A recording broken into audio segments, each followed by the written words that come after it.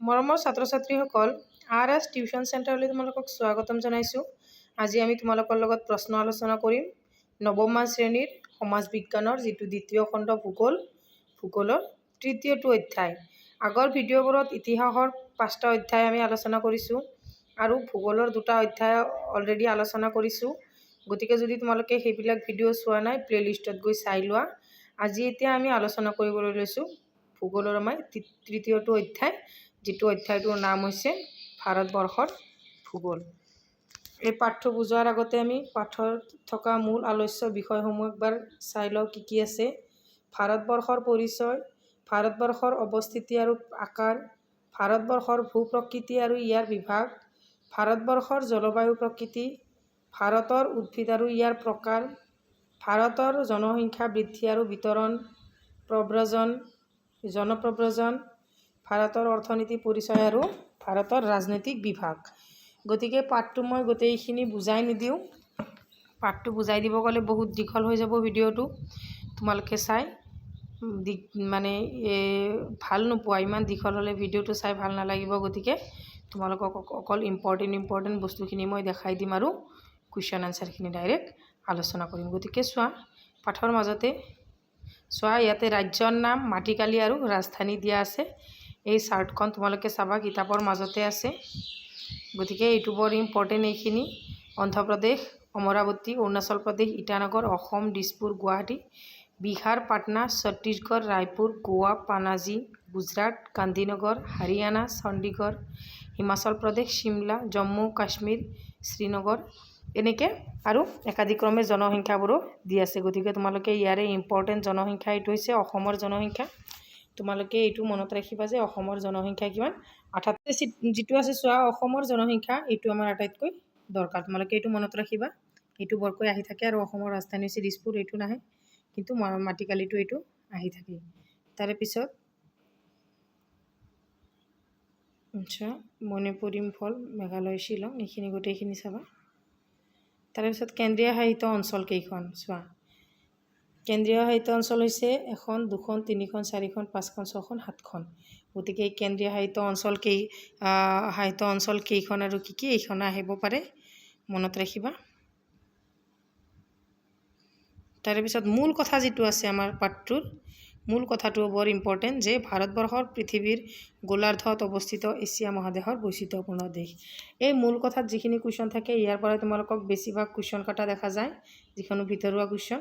বাকী অনুশীলনীৰ পৰা কাটিব, আকৌ মূল কথাৰ পৰা কাটিব। গতিকে তোমালোকে মূল কথাখিনি একেবাৰে মনোযোগ সহকাৰে ধুনীয়াকৈ চাবা। এতিয়া চোৱা, আমি অনুশীলনীলৈ আহিম ডাইৰেক্ট। অনুশীলনীত ইয়াতে চোৱা, 1 নম্বৰৰ পৰা কিমানটা কুৱেশ্যন দিয়া আছে, 23টা কুৱেশ্যন দিয়া আছে। গতিকে এই 23টা কুৱেশ্যন গোটেইখিনি মই তোমালোকক এইটো ভিডিঅ'ত আলোচনা কৰি দিম। ভিডিঅ'টো তোমালোকে স্কিপ নকৰাকৈ প্ৰথমৰ পৰা শেষলৈ চাই থাকা। চোৱা, ভাৰতবৰ্ষৰ ভূগোল, ক্লাছ 9 পাঠভিত্তিক প্ৰশ্নোত্তৰ। ভাৰতবৰ্ষৰ ভৌগোলিক অৱস্থানৰ বিষয়ে লিখা। ভাৰতবৰ্ষ পৃথিৱীৰ এখন বিশাল দেশ। ই পৃথিৱীৰ উত্তৰ গোলাৰ্ধত আৰু এছিয়া মহাদেশৰ দক্ষিণাংশত অৱস্থিত। ইয়াৰ উত্তৰে সুউচ্চ হিমালয় পৰ্বতমালা আৰু চীন দেশ, দক্ষিণে ভাৰত মহাসাগৰ আৰু শ্ৰীলংকা, পূৰ্বে বংগোপসাগৰ আৰু ম্যানমাৰ, পশ্চিমে আৰৱ সাগৰ আৰু পাকিস্তান। ভাৰতৰ ভূখণ্ড উত্তৰা দক্ষিণাকৈ কাশ্মীৰৰ পৰা কন্যাকুমাৰীলৈ আৰু পূবা পশ্চিমাকৈ অৰুণাচল প্ৰদেশৰ পূব প্ৰান্তৰ পৰা সৌৰাষ্ট্ৰলৈকে বিস্তৃত। উত্তৰ দক্ষিণাকৈ ভাৰতবৰ্ষৰ প্ৰায় ৩,২১৪ কিলোমিটাৰ আৰু পূবা পশ্চিমাকৈ প্ৰায় ২,৯৩৯ কিলোমিটাৰ। তাৰপিছত লিখিবা, ভাৰতবৰ্ষৰ 18°428' উত্তৰ অক্ষাংশৰ পৰা 37° মানে 1753 উত্তৰ অক্ষাংশ অক্ষৰেখা আৰু 68°733' পূবৰ পৰা 97°2447' পূব দ্ৰাঘিমা ৰেখাৰ মাজত অৱস্থিত। গতিকে এইখিনি লিখিবা, ভাৰতৰ সোঁমাজেদি 23.5° কৰ্কট ক্ৰান্তি ৰেখা পাৰ হৈ গৈছে। তাৰে পিছৰ প্ৰশ্নটো চোৱা, ভাৰতৰ উপকূল ৰেখাৰ মুঠ দৈৰ্ঘ্য কিমান? ভাৰতৰ উপকূল ৰেখাৰ মুঠ দৈৰ্ঘ্য হৈছে 6,100 কিলোমিটাৰ। ভাৰতৰ মুঠ স্থলসীমাৰ দৈৰ্ঘ্য কিমান? ভাৰতৰ মুঠ স্থলসীমাৰ দৈৰ্ঘ্য হৈছে 15,200 কিলোমিটাৰ। ভাৰতৰ ভূখণ্ড সম্পৰ্কে এটি চমুটকা লিখা। ভাৰতবৰ্ষৰ এখন বিশাল দেশ। মাটিকালিৰ দিশৰ পৰা ই পৃথিৱীৰ 7ম স্থানত আছে। তোমালোকে এইটো মনত ৰাখিবা যে মাটিকালিৰ দিশৰ পৰা ভাৰতবৰ্ষখন কেই নম্বৰ স্থানত আছে। পৃথিৱীৰ মাটিকালিৰ মুঠ 2.4% ভাৰতবৰ্ষই আগুৰি আছে। ইয়াৰ উত্তৰ সুউচ্চ হিমালয় পৰ্বতমালা, দক্ষিণে আৰাৱলী, বিন্ধ্য, পূৰ্ব ঘাট, পশ্চিম ঘাট, মহাকাল আদি পৰ্বতশ্ৰেণী আছে। দক্ষিণ ভাৰতত বিৰাট মালভূমি আছে। ইয়াৰ ভূভাগৰ মাজেদি বৈ যোৱা কেইবাটাও ডাঙৰ ডাঙৰ নদী যেনে ব্ৰহ্মপুত্ৰ, গংগা, সিন্ধু আদিয়ে সমভূমিৰ সৃষ্টি কৰিছে। ভাৰতৰ পশ্চিম অংশৰ ৰাজস্থানত থৰ মৰুভূমি আছে। তাৰপিছত লিখিবা উত্তৰ ভাৰত আৰু দক্ষিণ ভাৰতৰ নদীসমূহৰ 4টা মূল পাৰ্থক্য লিখা। উত্তৰ ভাৰতৰ নদী আৰু দক্ষিণ ভাৰতৰ নদীসমূহৰ মাজত বৈশিষ্ট্যগত কিছুমান পাৰ্থক্য আছে। 1 নম্বৰটো হৈছে উত্তৰ ভাৰতৰ নদী বৰফেৰে আবৃত ওখ পৰ্বতৰ পৰা ওলাই অহা বাবে গোটেই বছৰ পানী থাকে, কিন্তু দক্ষিণ ভাৰতৰ নদীবোৰ চাপৰ পৰ্বত অথবা মালভূমিৰ দৰে ওলাই অহা বাবে খৰালি কালত পানী প্ৰায় নাথাকে। গতিকে তাৰে পিছত চোৱা, তাৰে পিছৰ প্ৰশ্নটো চাবা। ভাৰতৰ ভূপ্ৰাকৃতিক ভাগ কেইটা আৰু কি কি? ইয়াতে লিখিবা যে ভাৰতৰ ভূপ্ৰাকৃতিক ভাগ প্ৰধানকৈ 4টা, যেনে উত্তৰ হিমালয় পাৰ্বত্য অঞ্চল, উত্তৰ ভাৰতৰ সমভূমি অঞ্চল, দাক্ষিণাত্যৰ মালভূমি অঞ্চল আৰু উপকূল অঞ্চল। তাৰে পিছত 7 নম্বৰটো চোৱা। উত্তৰ ভাৰতৰ হিমালয় পাৰ্বত্য অঞ্চলৰ বৈশিষ্ট্য লিখা। ভাৰতৰ উত্তৰে বিশাল হিমালয় পাৰ্বত্য অঞ্চল। ই পৃথিৱীৰ ভিতৰতে সৰ্বোচ্চ পৰ্বতশ্ৰেণী। ই কাশ্মীৰৰ নগ্য পৰ্বতৰ পৰা অৰুণাচল প্ৰদেশৰ পূব সীমা পৰ্যন্ত পূবা পশ্চিমাকৈ বিস্তৃত হৈ আছে। ই প্ৰায় 2,500 কিলোমিটাৰ দীঘল আৰু 240 কিলোমিটাৰৰ পৰা 500 কিলোমিটাৰ বহল। ইয়াৰ মাটিকালি প্ৰায় 500,000 বৰ্গ কিলোমিটাৰ। মনত ৰাখিবা, এইবিলাক ইম্পৰ্টেণ্ট। ইয়াৰ উচ্চতা সাগৰৰ পৃষ্ঠৰ পৰা 8,000 কিলোমিটাৰৰ অধিক। হিমালয় পাৰ্বত্য অঞ্চল প্ৰায় বৰফময়। ইয়াৰ উচ্চ শিখৰবোৰ গোটেই বছৰ বৰফেৰে আবৃত হৈ থাকে। চোৱা, সমান্তৰালভাৱে পূবা পশ্চিমাকৈ হিমালয় পৰ্বতশ্ৰেণীক 3 শাৰীত বিভক্ত কৰা হৈছে, যেনে উচ্চ হিমালয়, নিম্ন হিমালয় আৰু বহি হিমালয়। তাৰে পিছত লিখিবা 8 নম্বৰ কুৱেশ্যনটো। উত্তৰ ভাৰতৰ সমভূমি অঞ্চলৰ বৈশিষ্ট্য। ইম্পৰ্টেণ্ট কুৱেশ্যন, মনত ৰাখিবা এইটো। উত্তৰ হিমালয় পাৰ্বত্য অঞ্চল আৰু দক্ষিণৰ মালভূমি অঞ্চলৰ মাজৰ বিশাল সমভূমি অঞ্চলেই হৈছে উত্তৰ ভাৰতৰ সমভূমি অঞ্চল। পূবে অসমৰ পৰা পশ্চিমে পাকিস্তানৰ সীমালৈকে প্ৰায় 2,500 কিলোমিটাৰ বিস্তৃত। ইয়াক প্ৰধানকৈ সিন্ধু, গংগা, ব্ৰহ্মপুত্ৰ উপত্যকা বুলি কোৱা হয়। সিন্ধু গংগা সমভূমি অঞ্চলৰ প্ৰস্থ 240 কিলোমিটাৰৰ পৰা 320 কিলোমিটাৰ পৰ্যন্ত বিস্তৃত। চোৱা, ব্ৰহ্মপুত্ৰৰ সমভূমিৰ প্ৰস্থ গড়ে 80 কিলোমিটাৰ। উত্তৰ ভাৰতৰ সমভূমি অঞ্চলটোৱে মুঠতে 7,00,000 কিলোমিটাৰ আগুৰি আছে। গতিকে এইবিলাক আটাইখিনি ইম্পৰ্টেণ্ট কথা মনত ৰাখিবা। তাৰে পিছৰ 9 নম্বৰ প্ৰশ্নটো চোৱা। দাক্ষিণাত্য মালভূমিৰ বৈশিষ্ট্যসমূহ লিখা। Important question. উত্তৰ ভাৰতৰ সমভূমি অঞ্চলৰ দক্ষিণে দাক্ষিণাত্য মালভূমি অঞ্চল অৱস্থিত। ইয়াৰ আকৃতি ত্ৰিভুজৰ দৰে। ই কঠিন শিলাৰে গঠিত। দাক্ষিণাত্য মালভূমিটো উত্তৰৰ মালৱা মালভূমি, উত্তৰ পূব ছোটনাগপুৰ মালভূমিক লৈ গঠিত হৈছে। বিন্ধ্য, সাতপুৰ মহাদেৱ আৰু মহাকাল পৰ্বতে এই সমগ্ৰ মালভূমিটোক উত্তৰ আৰু দক্ষিণে এই 2টা ভাগত ভাগ কৰিছে। এই মালভূমি অঞ্চলটোৰ পশ্চিম সীমাত আছে পশ্চিম ঘাট পৰ্বত আৰু পূব সীমাত আছে পূব ঘাট পৰ্বতশ্ৰেণী। তাৰে পিছত লিখিবা যে উপকূল অঞ্চলৰ বৈশিষ্ট্য লিখা। ভাৰতৰ দাক্ষিণাত্য মালভূমি অঞ্চলৰ পূব আৰু পশ্চিম সীমাত বংগোপসাগৰ আৰু আৰৱ সাগৰ পাৰে পাৰে ভাৰতৰ উপকূল অঞ্চল অৱস্থিত। সাগৰ পৃষ্ঠৰ পৰা ইয়াৰ উচ্চতা 30 মিটাৰৰ পৰা 50 মিটাৰৰ ভিতৰত। ভাৰতৰ উপকূলীয় সমতল অঞ্চল দীঘল আৰু ঠিক। এই উপকূল অঞ্চলক পূব আৰু পশ্চিম উপকূল হিচাপে 2টা ভাগত ভাগ কৰিব পাৰি। পূব উপকূলটো বংগোপসাগৰ আৰু পূব ঘাট পৰ্বতশ্ৰেণীৰ মাজত অৱস্থিত। ই গংগা নদীৰ মূৰ পৰা কন্যাকুমাৰীলৈকে বিস্তৃত। তাৰপিছত লিখিবা যে পশ্চিম উপকূল অঞ্চলটো আৰৱ সাগৰ আৰু পশ্চিম ঘাট পৰ্বতৰ মাজত অৱস্থিত। ইকাম্বে সাগৰৰ পৰা দক্ষিণে কুমাৰীলৈকে বিস্তৃত।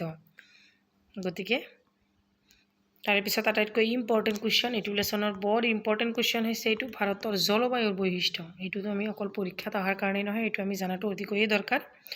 ভাৰতবৰ্ষ পৃথিৱীৰ ভিতৰত এখন বিশাল দেশ। ইয়াৰ জলবায়ু অঞ্চলভেদে ভিন ভিন।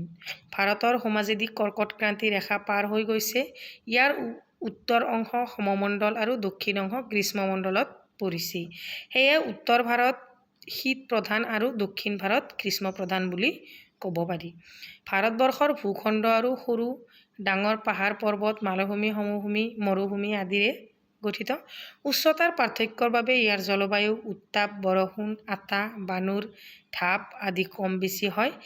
হিমালয় পৰ্বতমালাই চেঁচা বাসক বাধা দি শীতৰ পৰা ৰক্ষা কৰে।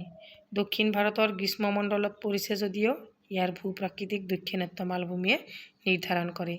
ইয়াৰ জলবায়ু প্ৰায়ে মৃদু। তাৰপিছত 12 নম্বৰ প্ৰশ্নটো চোৱা। এইটোত দিয়া আছে ভাৰতৰ মৌচুমী বতাহৰ প্ৰভাৱ সম্পৰ্কে এটি টোকা লিখা। এইটো বৰ ইম্পৰ্টেণ্ট কুৱেশ্যন। এনচাৰত লিখিবা ভাৰতবৰ্ষ এখন মৌচুমী প্ৰধান দেশ। ভাৰতৰ জলবায়ু বতৰ কৃষিৰ ক্ষেত্ৰত মৌচুমী বতাহৰ প্ৰভাৱ যথেষ্ট। গ্ৰীষ্মকালত দক্ষিণ পশ্চিম মৌচুমী বতাহে আৰৱ সাগৰৰ পৰা জলীয় বাষ্প কঢ়িয়াই আনি প্ৰথমে পশ্চিম ঘাট পৰ্বতত বাধা পাই প্ৰচুৰ বৰষুণ দিয়ে। ইংককন আৰু মালাৱৰ উপকূলত বছৰি 300 চেণ্টিমিটাৰতকৈ অধিক বৰষুণ দিয়ে। এই মৌচুমী বতাহৰ এটা অংশ পশ্চিম ঘাট পাৰ হৈ বংগোপসাগৰৰ ওপৰেদি আহি অসম তথা উত্তৰ পূৰ্বাঞ্চলৰ মেঘালয় পৰ্বতমালাত বাধা পাই প্ৰচুৰ বৰষুণ দিয়ে। মৌচুমী বতাহৰ প্ৰভাৱত মেঘালয়ৰ চেৰাপুঞ্জীত বছৰি 1250 চেণ্টিমিটাৰ বৰষুণ হয়। আকৌ শীতকালত উত্তৰ পূব মৌচুমী বতাহ হিমালয় অঞ্চল পাৰ হৈ ভাৰতবৰ্ষত সোমায়।